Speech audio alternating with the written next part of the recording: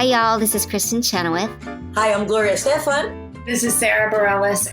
Hi, I'm Patty Lapone. This is Lin-Manuel Miranda. You're listening to the Broadway Podcast Network.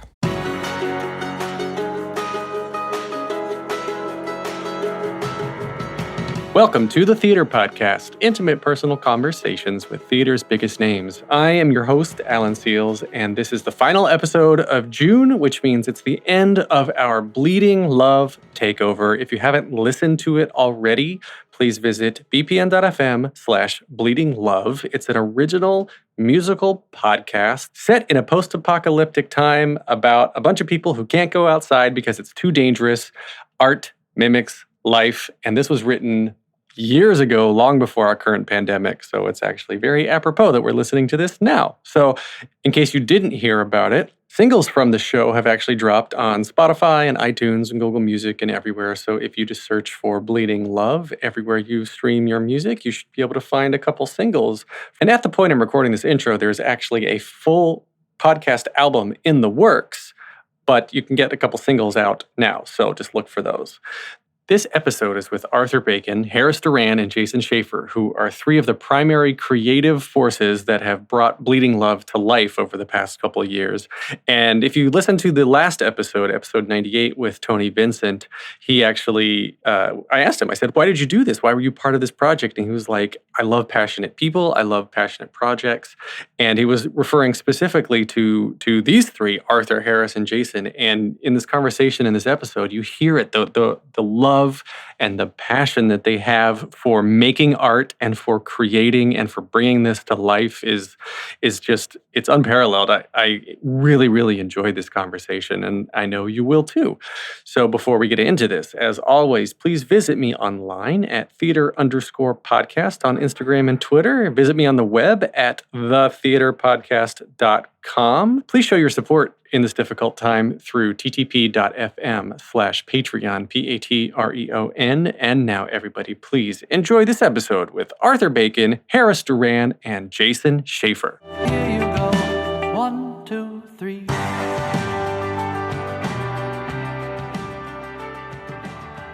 I have the pleasure today of interviewing not one, not two, but three of the creatives that recently collaborated on the podcast musical Bleeding Love. And they each have extensive careers in their own right, which we will get into, from award-winning indie films to GLAAD Media, award-winning television series to Clio Awards, from Best Original Music. Arthur Bacon, Harris Doran, and Jason Schafer, welcome to the Theater Podcast. Thank you for having us. Yeah, thanks. So just so we can identify your voices and associate that for all the listeners, let's go through. Start with Arthur. Introduce yourself and explain how you're connected to Bleeding Love. I'm Arthur Bacon, and I wrote the music to Bleeding Love. Yes, the music is what we've got in credits. Okay, Harris. I'm Harris Doran. My voice is a little raspy because I'm having terrible allergies, and I wrote the lyrics. And directed it and edited it. Oh, the podcast, yes, the podcast. Yes. And then, edited it. Yes, and Jason Schafer. I am Jason Schafer, and I wrote the book to Bleeding Love. All right, so the book of Bleeding Love. I want to start there because the Bleeding Love is a podcast that, is a musical that existed years and years ago that now we've recently turned into a podcast radio play, and the story behind it is very eerily similar to the world we live in right now, where it's set in a place where it's not safe to go outside. And obviously this existed in your mind, Jason, long before COVID. So where did this actually start? And how long ago did it start? So actually, I had a friend.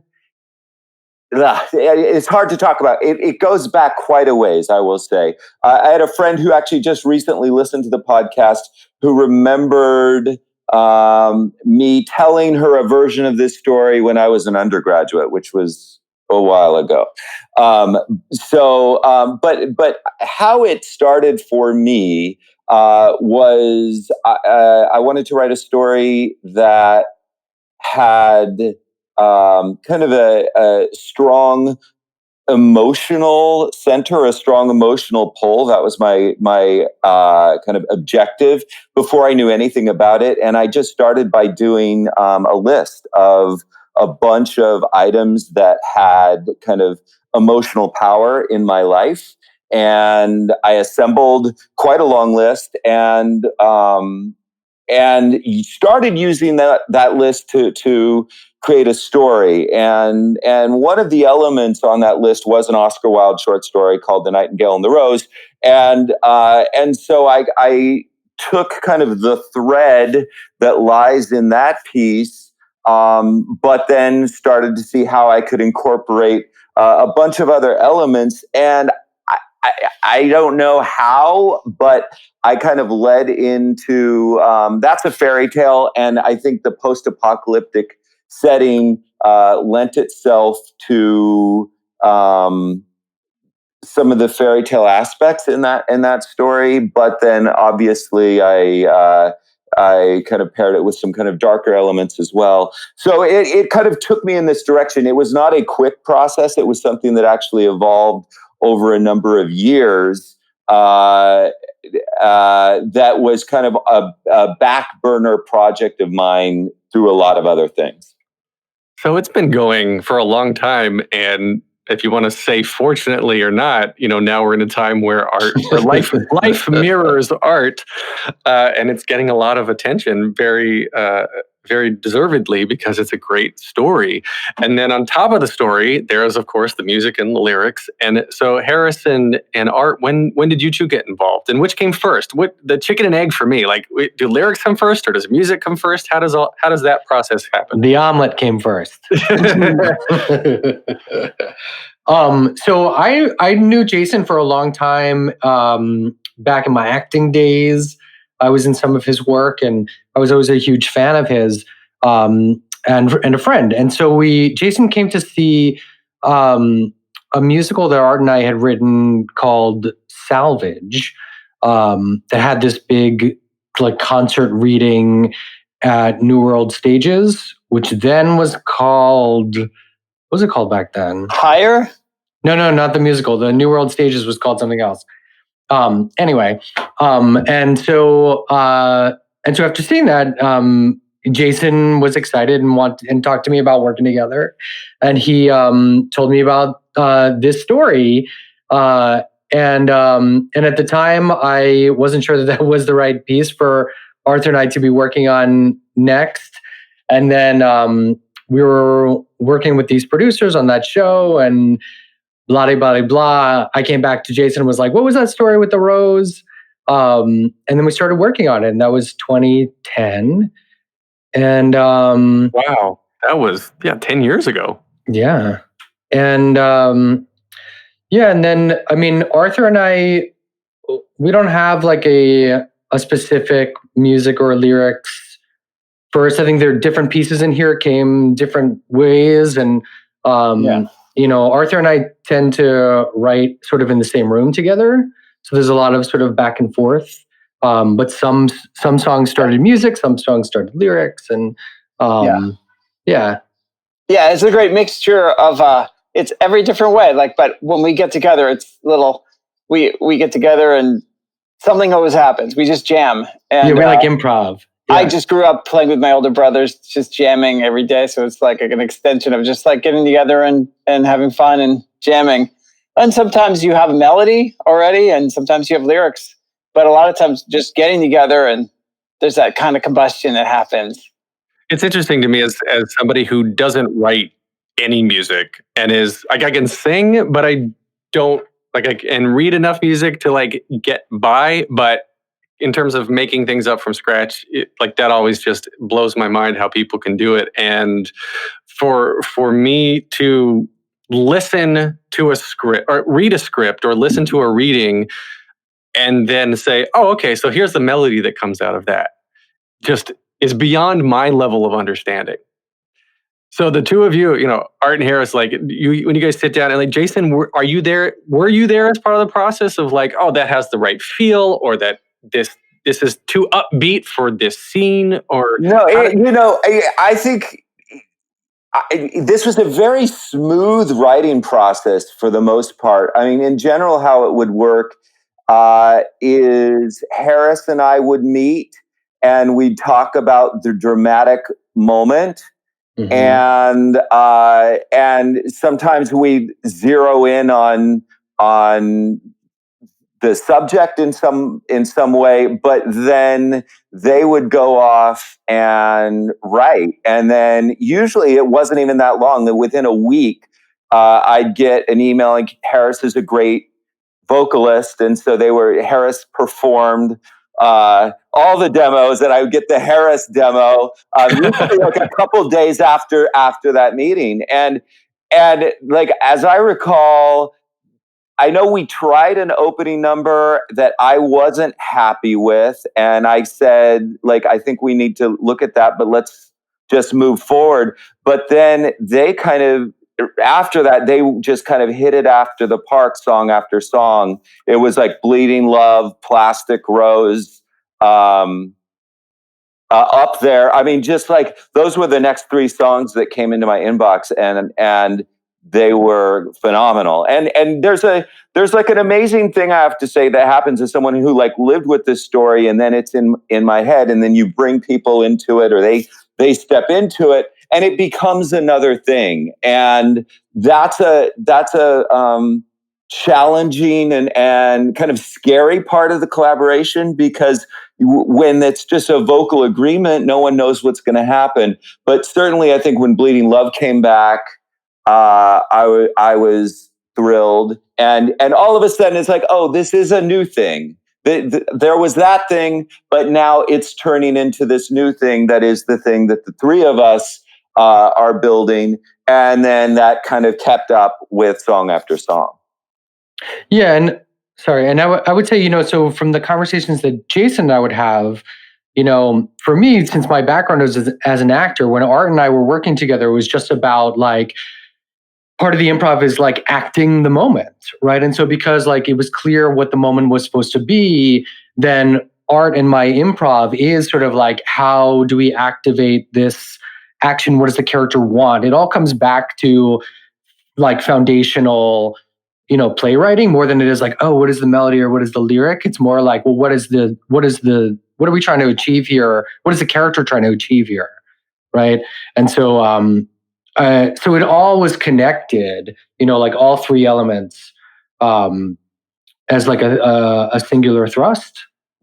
And I would say, just to add to what Harris said, though, the emotional rightness of the music in all the places was huge, and something that sometimes when I see shows and a song starts up and it's not emotionally where you are in the story or something, and I mean, that was what the songs were nailing, which was thrilling, and all of a sudden it kind of amplifies the story in ways beyond expectation. Well, you want to care about the characters, and the more emotionally invested an audience is in a story, the more they're going to want to see it again and listen to the music over and again and tell their friends and all of that. So it's the 3 of you together are like the Triforce, if we want to go to Zelda, right? Zelda, yeah. You guys make the Triforce of this perfect musical. And it was originally written, obviously, as a stage production. It had readings, it had a demo, and then there was... so of course, then the cast came in, and Jason, you were saying it became something else when more people come in. But there's the creative team, and then there's the actors that then come in and put their own life into all of the characters that maybe didn't exist before. So, who was responsible for the casting? Did any of you do the casting for the original demo? We did all of it. I mean, the original demo were all people we knew. Yeah, so Sarah did it at NAMT, which was Sarah Stiles, who plays Bronwyn. She was with it at NAMT, which was the very first time it was presented anywhere.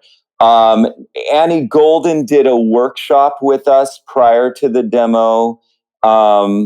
so they all kind of came on board at different parts, and then a few of them showed up for the first time at the demo. But yeah, all of it was us reaching out, predominantly Harris, although Sarah, I think, was my call originally. But yeah, I mean, the cast is phenomenal. Sarah Stiles, Taylor Trench, Tony Vincent, Mark Kudish, Rebecca Naomi Jones, and Annie Golden, in no particular order listed, all amazing. And it's this ensemble cast that carries everything and sings it very well. And it's, full disclosure to those listening, I was one of the producers on this and was the audio engineer. So we recorded the dialogue entirely in quarantine too, which was new for me at the time. Now it's become the norm, and strangely, which I guess parallels very much Bleeding Love, if they were making their own radio play. But so we have the cast. All right, I'm getting ahead of myself. There's you guys creating this thing, and it's being staged. It has a demo. It actually gets stage legs in Denmark, yeah? Mm-hmm. Yeah, because we were in NAMT with the show. And so from NAMT, a lot of opportunities came. And one of those opportunities was Soren Muller, who was the head of this theater in Fredericia, wanted to do it and did the world premiere of the show and did a stunning production of it. And he was the one who produced our original demos with this cast. He recorded the orchestra in Denmark during the production, then brought it over here, and then we used this American Broadway cast. And that's how the demo came about. So then at what point did someone say, you know what, this needs to be a radio play podcast? When the world fell apart.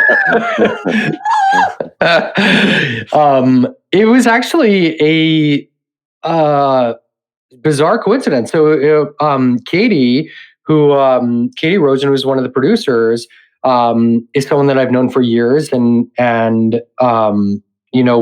she came on to the project last summer because I ran into her because I was a judge at NIMF, and then we caught up, and she listened to it and was like, let's do this.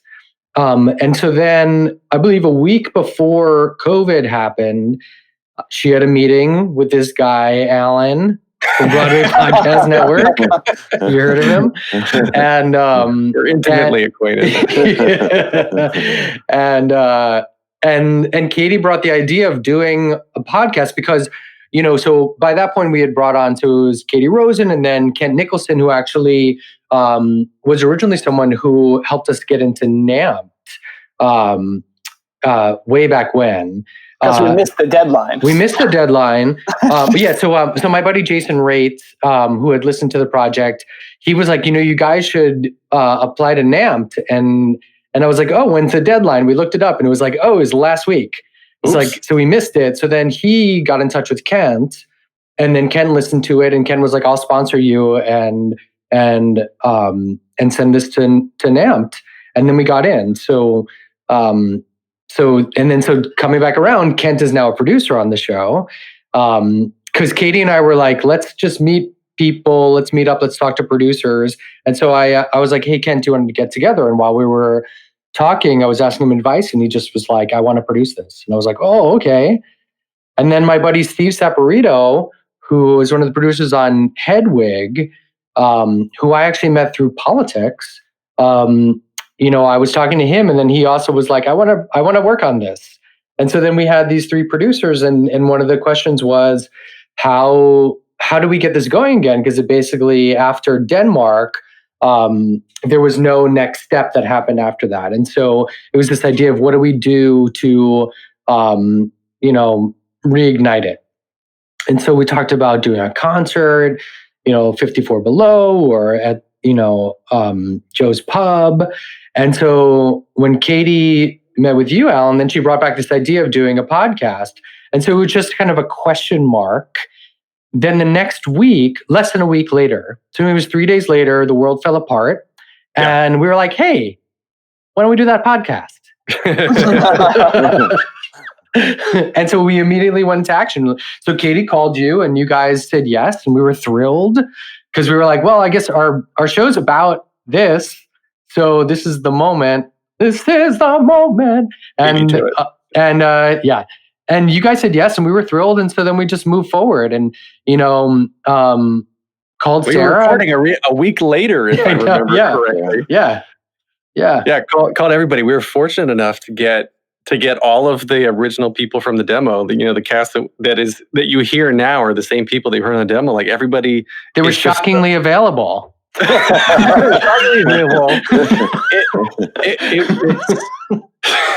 It's very interesting to me, something that Tony Vincent said in the episode previous that is released previous to this one. I asked Tony, I said, why did you get involved with this? Because he's in Nashville and he's got, the kids now, and he's this indie recording artist and kind of left his theater roots behind, more or less. And he said that he loves good music. He loves people who are passionate about music, and if the music itself is good, even better. So working with the three of you and singing the lyrics with the music, like it was just a no-brainer. He said he had to do it. And he's the nicest guy. Tony's the nicest guy. And Alan, my little brother Nick, was in the band with Tony. Like my little brother plays guitar, so he had played with Tony in the past. Oh, really? So before Tony sang on this, he was like, "Oh, I know your brother." Oh, that's so cool. Yeah, and Rebecca and Tony knew each other from American Idiot. And I know Rebecca from my apartment because she was my roommate for 2 years. The theater world is so small. Yeah, her aunt's table is still in my kitchen. Yeah. Well, so then in podcast form, Jason, did you go back and tweak things? And so the final script that we ended up working with, like how did that change from the stage production? Yeah, so I had to do kind of this slam bang adaptation, and the show is incredibly visual, and that's something that they actually realized marvelously in Denmark. And so all of a sudden you're being robbed of a lot of the visuals. So there are kind of two categories of changes, and one is just tweaking dialogue to make sure that any action that's covered visually is represented in some way.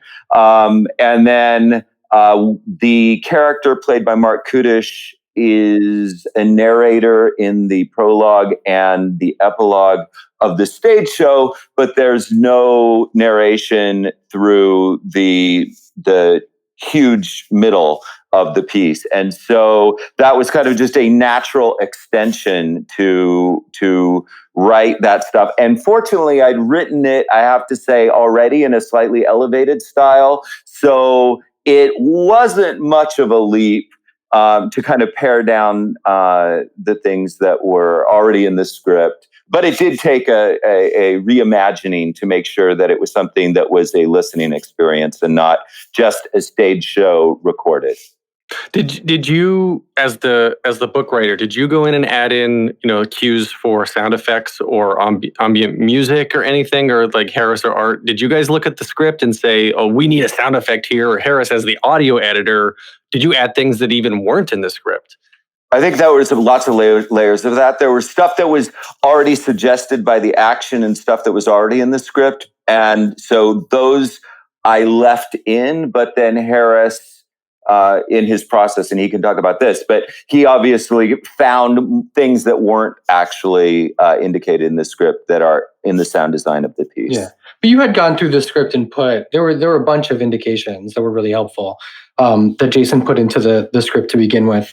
And then, the process of editing it, because everyone was in quarantine, everyone recorded at the same time, but, the timing was not there. So it was basically getting like a bunch of mush, like acting mush, And so I was sort of recreating the intention of the performance by re-editing everyone's timing to come together, to feel like what they probably were doing.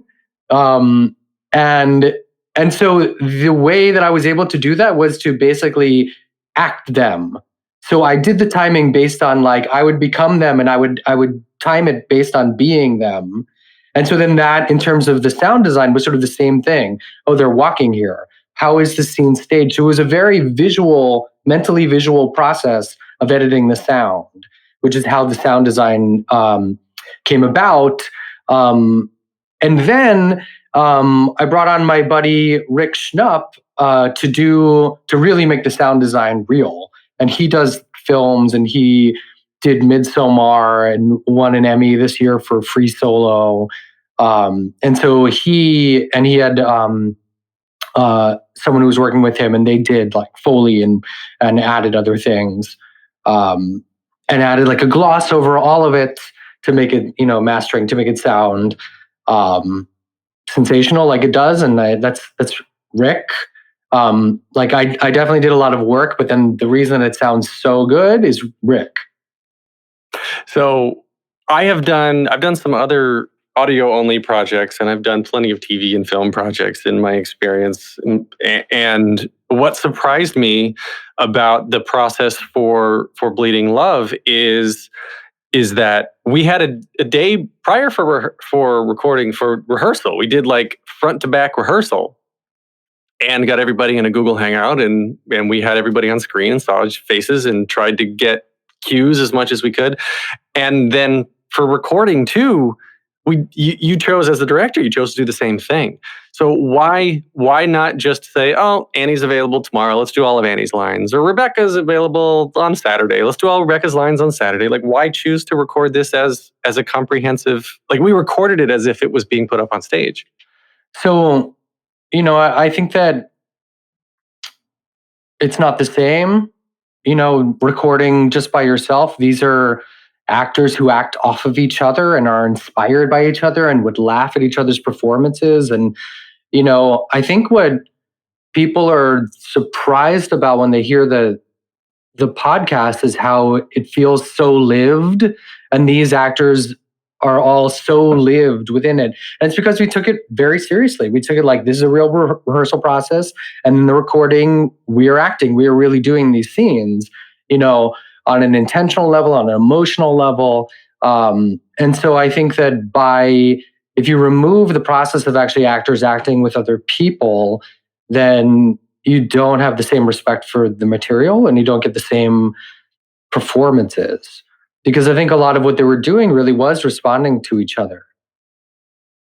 I agree. I completely agree. And I applaud the choice, actually, because, we're recording now through a platform that allows us to see each other face to face. We're not using the video, but like we can see each other nodding and we can see each other, our nonverbal cues. Yeah. It helps so much, even as an interviewer, to see that, look how comfortable Art is right now. He's just leaning over there. My eyes are closed. He's laying down on the floor. His legs are up. Laying on the floor, doing yoga, whatever it is. No, I completely love the fact that that's how we did it. And Art, you were popping in and out throughout the multiple days of recording and whatnot. And, because we went back and did some other stuff as pickups, but Art, you were popping in and out. So you sort of saw it as it was happening. And Jason, you were less there. But when Art and Jason, the two of you, when you heard the finished product, was it what you expected or different or beyond? Like, I, as a writer, having my baby and my music being sent off to a director and a bunch of actors and this guy you've never heard of who like has a microphone in front of his face to like create these things and pull them together, I don't know what I would have expected. And then hearing the finished product, I was blown away. I thought it was great. Oh yeah, well, they're Jason's words, so I'll let him get I was completely blown away. But I was blown away by the product, absolutely. And we've learned with this piece that there are certainly actors who like dive in and get it, and Harris is really, really good at pushing them there. And certainly we like this cast is just like unlike a cast that we probably would have been able to get on the stage all at one time, all free schedules. And so to hear them is extraordinary. And Harris and Art and I have been living with this piece for so long that it's nice to hear the rhythms of the scenes done properly, and the right emotional stakes, which this is something that's vulnerable, I think, for an actor, because they're being asked to go so far with it.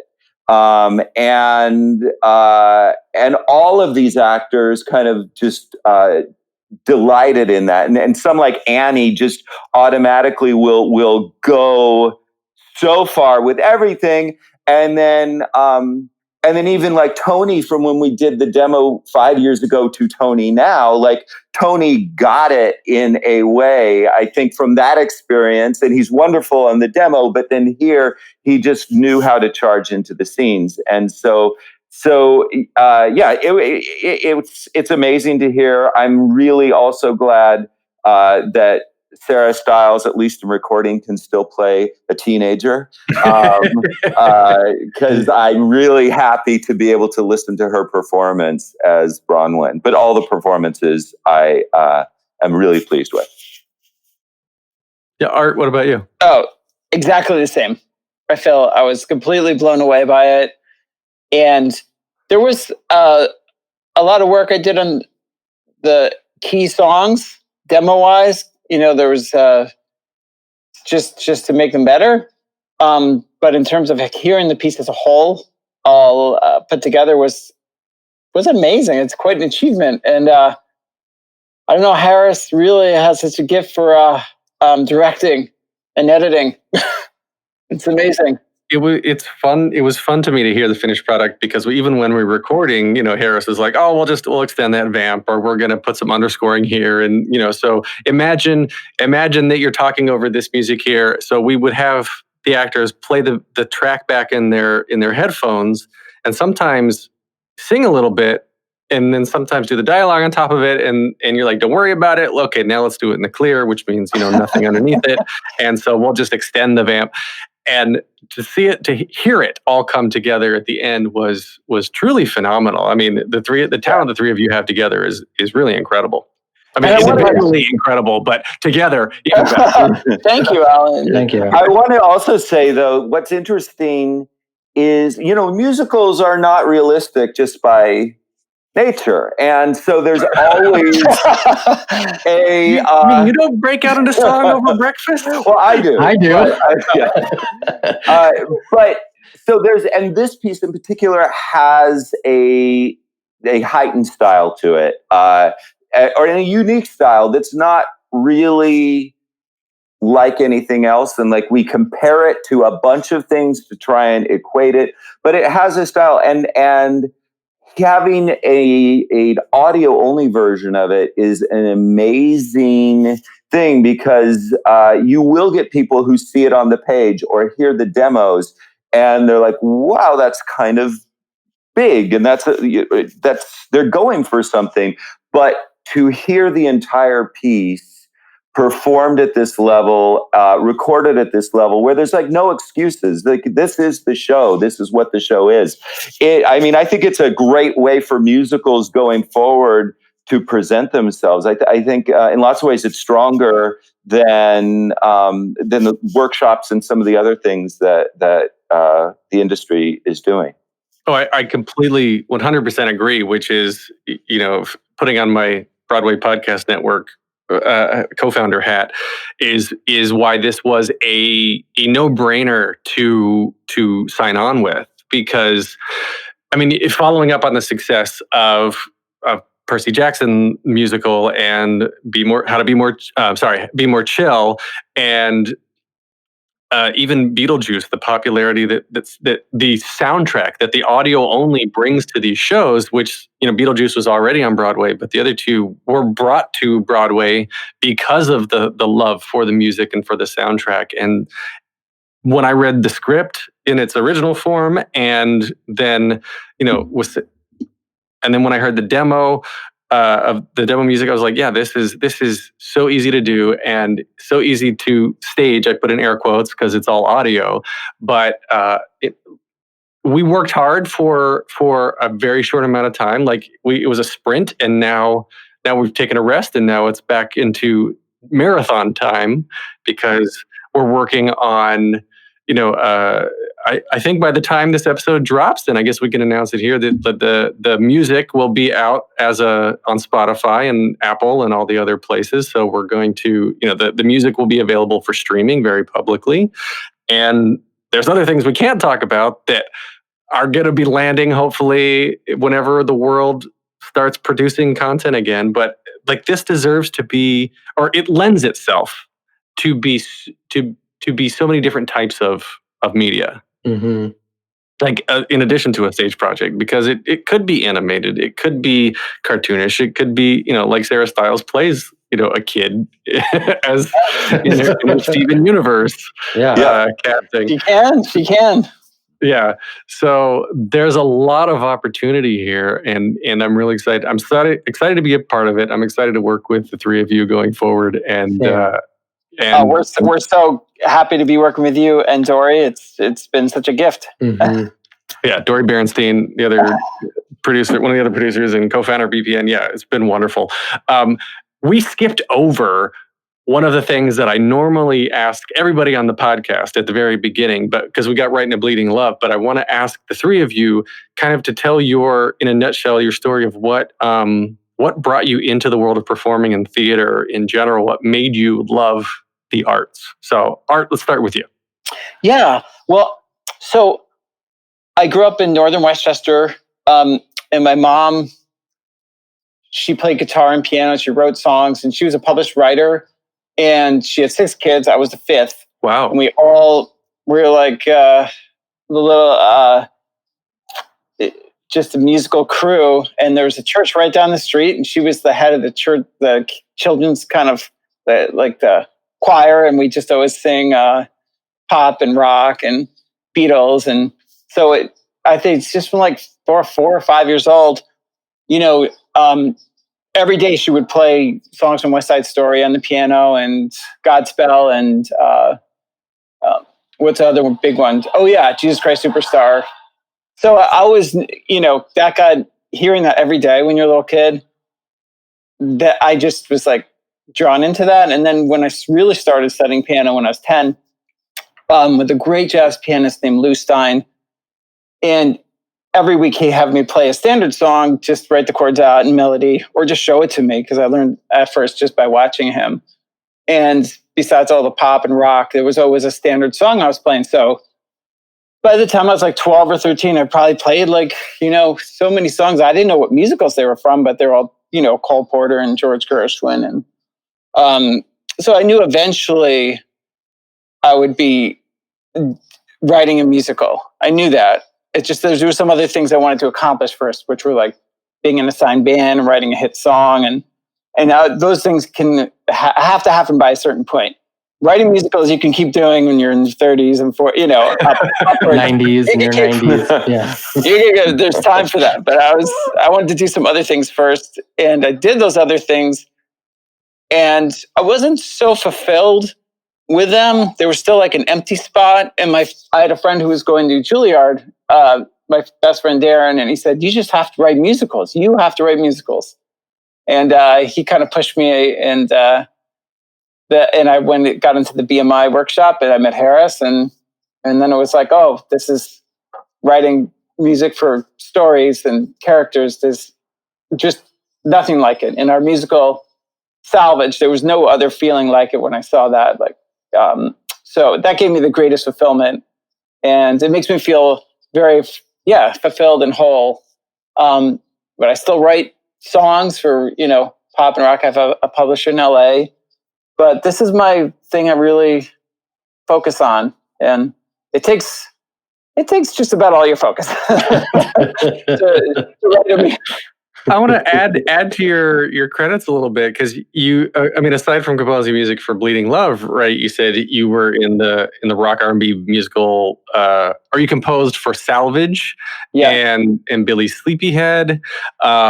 you've written songs for Joey Lawrence and Marion Raven and Latin supergroup CD9. And, like, you've won 2 Clios for Best Original Music, and like you have 2 singles out by recording artist Jackson Penn, as well as upcoming Spencer Lee band out. Like you're in the pop rock, the big scene that, like you were saying, I got to do this and this and this before I can do these other things. Yeah. Which is funny because you're doing all this. You've written for what is it? 100 over 100 commercials. Yeah. National television, radio commercial spots.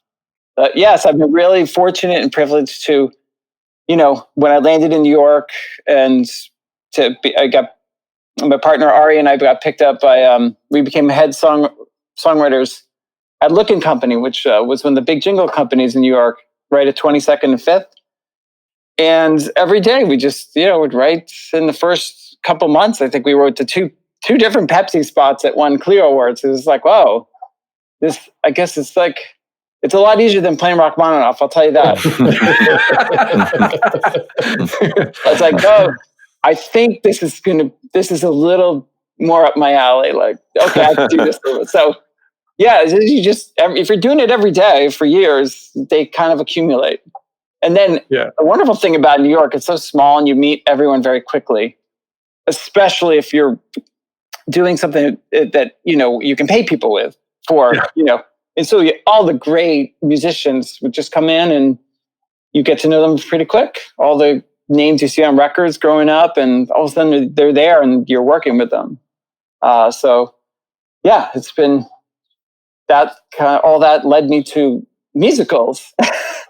And it's just phenomenal to me. I mean, Jason, I'm going to go to you next here. You wrote the acclaimed indie hit Trick on Fine Line Features and premiered on Sundance Film Festival. Like, you've been a staff writer and a co-producer for Showtime's GLAD and GLAD Media Award-winning Queer as Folk, and of course, you've written for Warner Brothers, Paramount, ABC, Fox Television, and tons and tons of film credits that it's too long to list here. I'll put it in the show notes, but. Like, so you've got the TV and the film and whatnot, but yet you still come back to theater. And I love, and I still don't really know how to explain it. And Art, you kind of touched on it just a second ago too. And Harris, I'm sure you'll have a similar story as well. But having the love for theater and musical theater specifically does not leave you no matter how much TV and film you're involved with. And I can't explain why.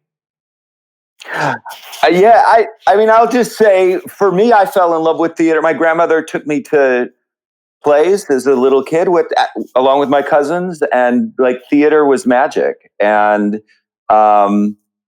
it has a magic that doesn't get replicated in the other mediums. And no matter what else you do, it's like, oh, theater is something else. And I think theater was my first love. And no matter what else I do, it still holds a power for me that the other mediums don't.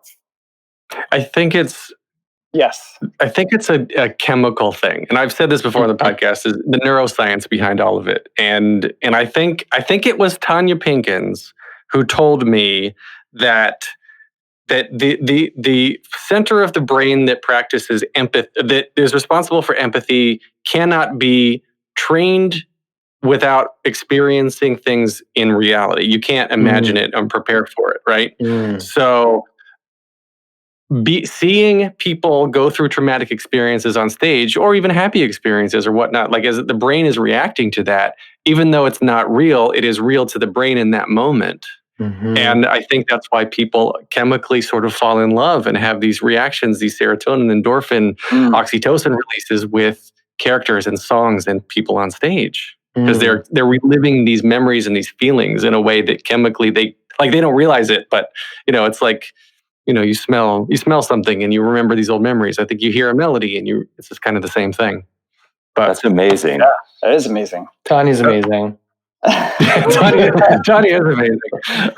So Harris, gosh, like, you've worked on projects forever. Rachel Chavkin, Taylor Schilling, Edie Falco, Laura Benanti, Cynthia Nixon, Alicia Rayner. Like, the people you have worked with and directed and been involved with, your resume too is super, super long, and you're in pre-production for your next film called Atticus Brown is still here. So like even in the midst of all of this, you're still doing TV and film. But like for you, what is it that brings you back to this medium? So it's so funny because, I think there's something about theater that is truly heartbreaking. Like theater breaks your heart and you can't help but keep coming back. And I think that I've tried to run away from it throughout my life and especially musical theater, to run away from it and to be like, I'm just doing straight acting, I'm doing Shakespeare, I'm doing film, I'm doing TV, but it always calls you back. And there's something of where, the last bunch of years of my life have been mostly film and TV. And then the last year or so, just life has come together to pull me back into musical theater. And now I'm like, Art, here's an idea. Like, should we write this musical? Like, we should write these 10 next new musicals, where like, you're just like, it brings me back to being a kid. There's something just that was so pure and innocent and, me just like acting out roles, Annie Golden specifically, like, so I grew up on like the Assassins soundtrack, right? And I would sing Unworthy of Your Love with Annie Golden in my bedroom. And then, I grow up and become an adult and she and I sang that live together twice. Wow. Yeah. And so like, and she's been in a bunch of our projects and, it's sort of like this weird thing of how life comes around and it brings you back to like the innocence of your childhood in a way that is really emotional. And, I think the world right now is very hard. And I think that there is something that draws you back in a purity, a love, an innocence to it that is magic. And, and you look at, surviving COVID, art is how people are surviving COVID, right? Film, TV, podcasts, music. Without art, people would be mentally really messed up, right? But this is how it's surviving. And it just goes to show you the power of art, the power of music, in a really, really tangible way. And so I think that's why people are drawn to it and back to it, is there is a emotional cleansing and an emotional catharsis. Oh, absolutely. Absolutely. I agree with that. And that's I want to acknowledge, actually take this moment to acknowledge that, outside our windows right now is all of the, the protests and the movement for Black Lives Matter, which it shouldn't be a movement, it should just always be there.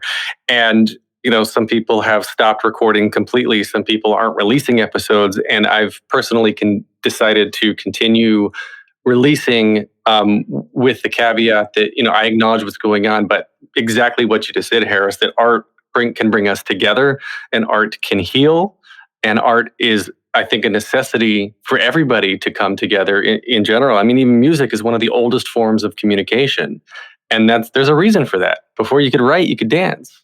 Mm-hmm. Babies get to, they're doing their groovy thing and moving around. It's like, you guys are missing this dance that Alan's doing right now. I can see little kids. This is fresh in my mind.